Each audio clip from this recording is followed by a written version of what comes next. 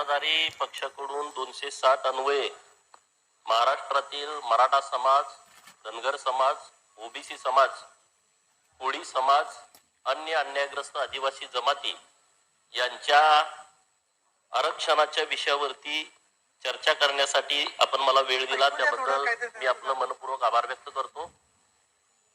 सभापती महोदया, डॉक्टर बाबासाहेब आंबेडकर साहेबांनी या देशामध्ये एससी आणि एसटीला ज्या जमातींना आणि जातींना आरक्षण दिलं, ते आरक्षण देताना त्यांनी असं म्हटलं होतं की एससी आणि एसटीच्या यादीमध्ये ज्या जाती आणि जमाती आहेत यांच्यापेक्षा अनेक जाती या मागास आहेत, परंतु त्यांचा एससी आणि एसटी मध्ये समावेश करता आला नाही।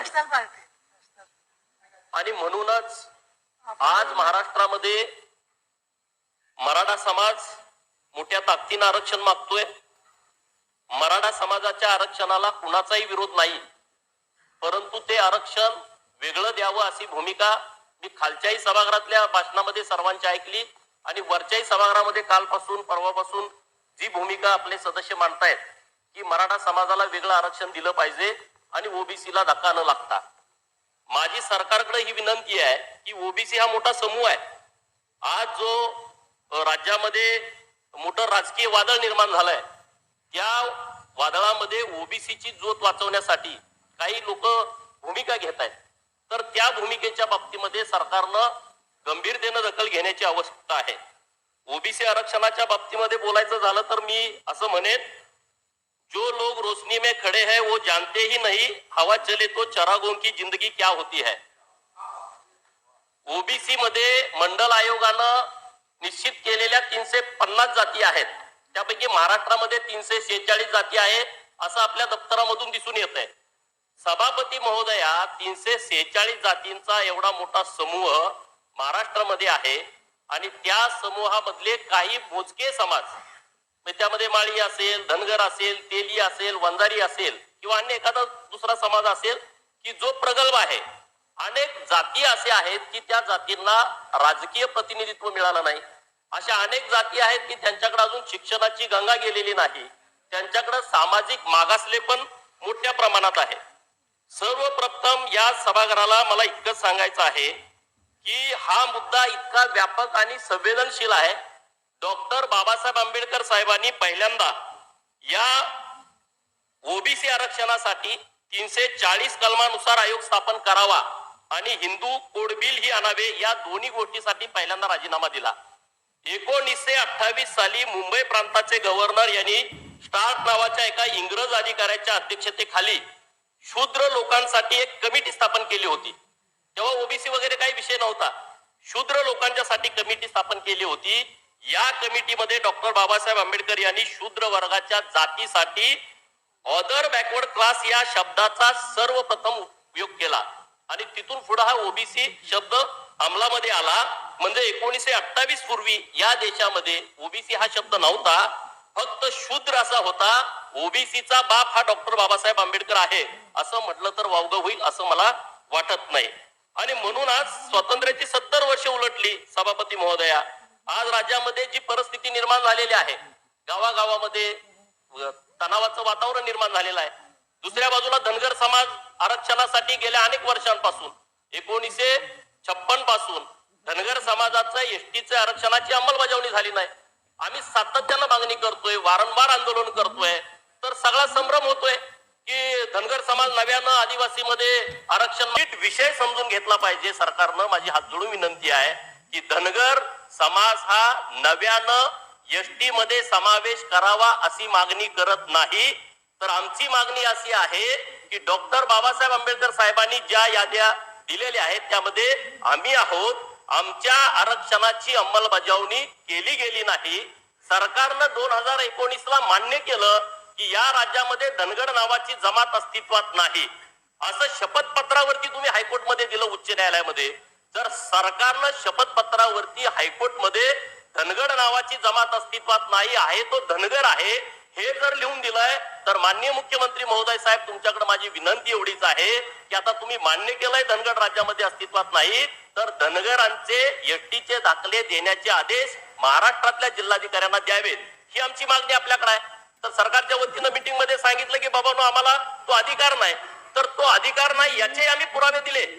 बिहार राज्यामध्ये, तेलंगणा राज्यामध्ये, मध्य प्रदेश राज्यामध्ये, उत्तर प्रदेश आणि छत्तीसगड राज्यानं त्यांच्या अधिकारामध्ये राज्य सरकारच्या काही किरकोळ चुकी आहेत की त्यांचे दुरुस्ती केलेली आहेत, त्याचे GR राज्य सरकारकडे दिलेले आहेत.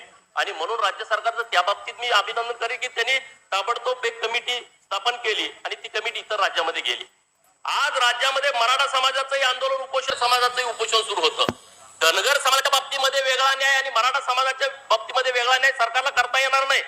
कारण आज जर आपण सरकारला मायबाप सरकार म्हणतो, मायबाप सरकारची भूमिका ही सगळ्या समाजाच्या बाबतीमध्ये जात धर्म लिंग निरपेक्ष भूमिका सरकारने घेतली पाहिजे. आज एका बाजूला उपोषण झालं का तुमचं अख्खं मंत्रिमंडळ जातं. आमचं चौंडीमध्ये 20 दिवस उपोषण सुरू झालं, फक्त आमचे गिरीश भाऊ तिथे गेले, बाकी कुणी दखलच घेतली नाही त्या विषयाची. मुंबईमध्ये बैठकीला आम्हाला तुम्ही बोलवता, बाकीच्या बैठका जिथं तिथं होतात. तर असा दुजाभाव करण्याची आवश्यकता आहे असं मला वाटत नाही. म्हणून मी सरकारकडे माझी हात जोडून विनंती आहे की ही जी भूमिका सरकारनं घेतलेली आहे धनगर समाजाच्या बाबतीमध्ये, तर दोन बाजूने आम्ही लढतोय. धनगर समाज कायदा मानणार आहे, संयमी समाज आहे. कोर्टामध्ये आम्ही लढाई लढतोय आणि इकडं रस्त्यावरची लढाई लढतोय. कोर्टामध्ये आम्ही लढाई लढतोय 2017 पासून. पुण्यश्लोक अहिल्यादेवी प्रबोधनी विचार मंच महाराष्ट्राच्या वतीनं माननीय मधु शिंदे हे रिटायर IPS ऑफिसर आहेत, ही आमची तिथं भूमिका मांडतायत, लढतायत. आम्ही कायदा मानतोय म्हणून कोर्टात पण मागतोय ना. आणि कोर्टामध्ये ही केस आता अंतिम टप्प्यात आलेली आहे, अंतिम सुनावणी आलेली आहे. आता 8 डिसेंबर 11 डिसेंबर या 2 तारखा अंतिम सुनावणीच्या झाल्या. 15 तारीख ही अंतिम सुनावणीची शेवटची तारीख होती, परंतु कामकाज वाढल्यामुळं 3 जानेवारी 4 जानेवारी आणि 5 जानेवारी या 3 तारखा कोर्टाच्या वतीनं दिल्या गेल्या आहेत. सरकारचं मी अभिनंदन करेन की सरकारनं आम्हाला कोर्टाच्या कामामध्ये मदत केलेली आहे. सरकारनं तिथं आमच्या बाजूने ऍफिडेव्हिट 3 सादर केलेले आहेत, त्याबद्दल आम्ही अभिनंदन करतो. परंतु आता कोर्टाच्या भूमिका काय येते त्यापेक्षा राज्य सरकारनं धनगर समाजाच्या बाबतीमध्ये ठोस भूमिका घेण्याची आवश्यकता आहे. ज्या पद्धतीनं छत्तीसगड राज्यामध्ये धनगर तिथल्या ज्या ST लिस्ट मधल्या SC लिस्ट मधल्या दुरुस्त्या केलेत, तशा पद्धतीची दुरुस्ती महाराष्ट्र सरकारनं केली पाहिजे. मग विषय पुढे येतो की आदिवासी जमातीवरती अन्याय होतोय. नीटपणे समजून घेतलं पाहिजे. आदिवासीचं आणि SCचं मागासवर्गीयाचं आरक्षण हे लोकसंख्येवरती अवलंबून आहे. 2011च्या जनगणनेमध्ये आदिवासी जमातीची लोकसंख्या 1,05,00,000 आहे आणि त्या हिशोबानं आदिवासी जमातीला आरक्षण मिळालंय. उद्या धनगर समाजाच्या आरक्षणाची अंमलबजावणी झाली, आता आमचं जे 3.5% आहे ते तिकडे वर्ग होईल आणि जेव्हा पुढची जनगणना होईल त्यामध्ये आमची संख्या बघून ते आरक्षण वाढल. हे तेलंगणा सरकारनं केलं. तेलंगणा सरकारनं त्यांच्या अधिकारामध्ये 6% STचं आरक्षण होतं, ते 10% वाढवलं. ते केंद्राकडे पाठवायची गरज नाही, त्यांनी त्यांच्या अधिकारात वाढवलं. हे सगळे पुरावे आता आम्ही राज्य सरकारला दिलेत आणि त्यामुळे लोक बोलतात की तुमचा आदिवासीवरती अन्याय आहे. आम्ही आदिवासीवरती, धनगर समाज हा कधीच अन्याय करणारा समाज नाही आहे. आदिवासी जमातीच्या 33 अन्यायग्रस्त जमाती आजही म्हणते ते आम्हाला दाखला मिळाला नाही. आता मी लक्षवेधी मांडले सभापती महोदय आपल्याकडं 94 जमाती असे आहेत की त्यांचं इंग्रजीमध्ये पहिल्यांदा आपली जी इंग्रजी भाषेमध्ये सगळं कामकाज होतं, जेव्हा हिंदीचा राष्ट्रभाषेचा दर्जा दिला 1949ला आणि मग इंग्रजीतली STची यादी जेव्हा हिंदीमध्ये गेली, परत महाराष्ट्राची निर्मिती 1960ला झाली, 1965ला परत ते मराठीमध्ये अनुवाद केला. म्हणजे हे सगळं देवनागरी लिपीत केलं. हिंदी आणि मराठी देवनागरी लिपी आहे. तुम्ही इंग्रजी मधलं हिंदीत, हिंदी मधलं मराठीत करताना चुका केल्या. अशा 94 जमाती महाराष्ट्रामध्ये आहेत की त्यांना मी बोलतोय या क्षणापर्यंत एकाही जमातीला दाखला दिला नाही. मग आदिवासीवरती अन्याय कोण करताय याचा अभ्यास कुणी केला नाही. आणि म्हणून सरकारकडे माझी हात जोडून विनंती आहे की कुणावरती अन्याय होत नाही.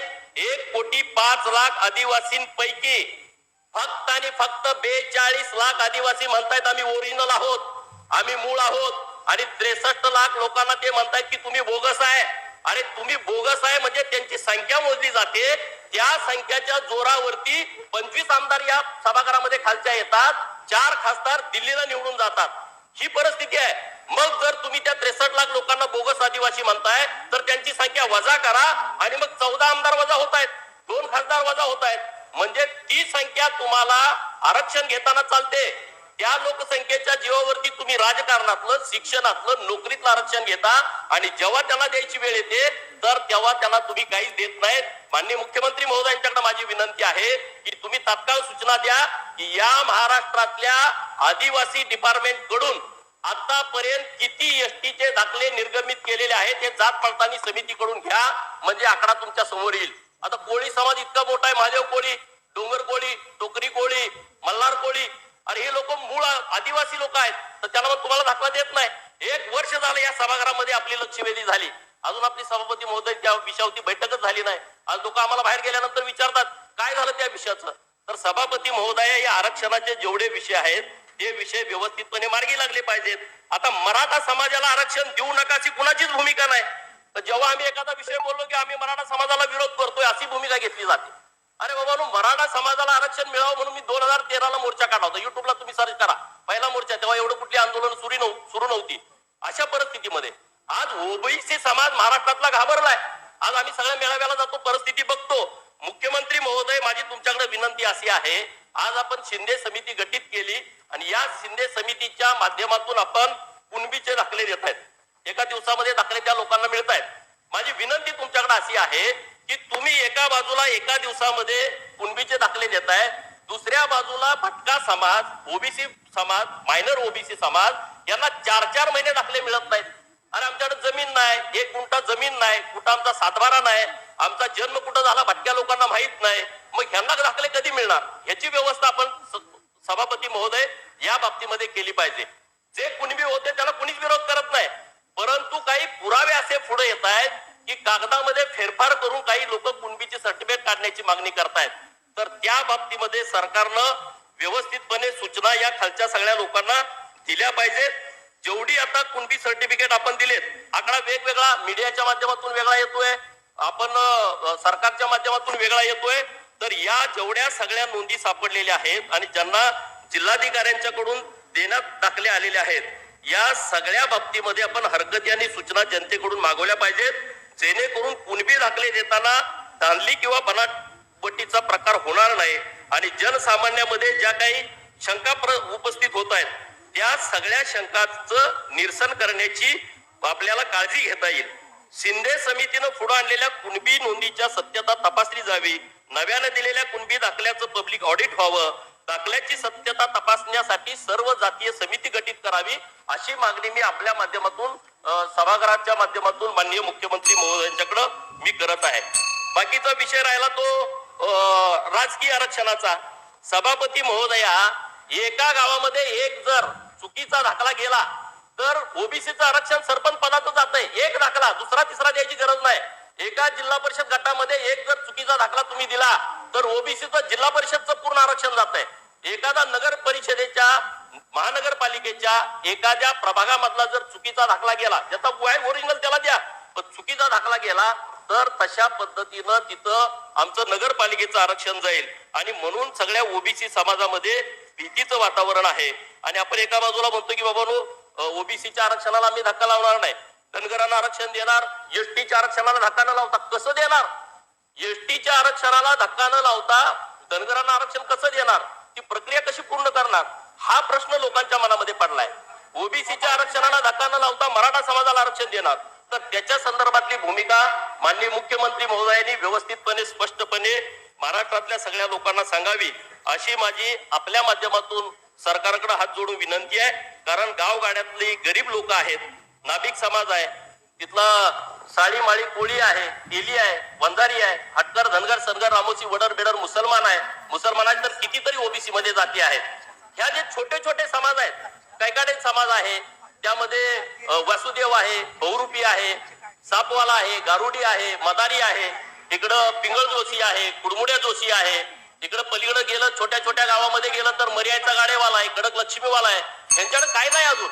आणि म्हणून सभापती महोदया, या सगळ्या गोष्टीचा सरकारनं विचार करावा.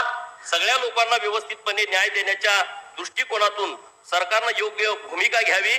मराठा समाजाला आरक्षण दिलंच पाहिजे.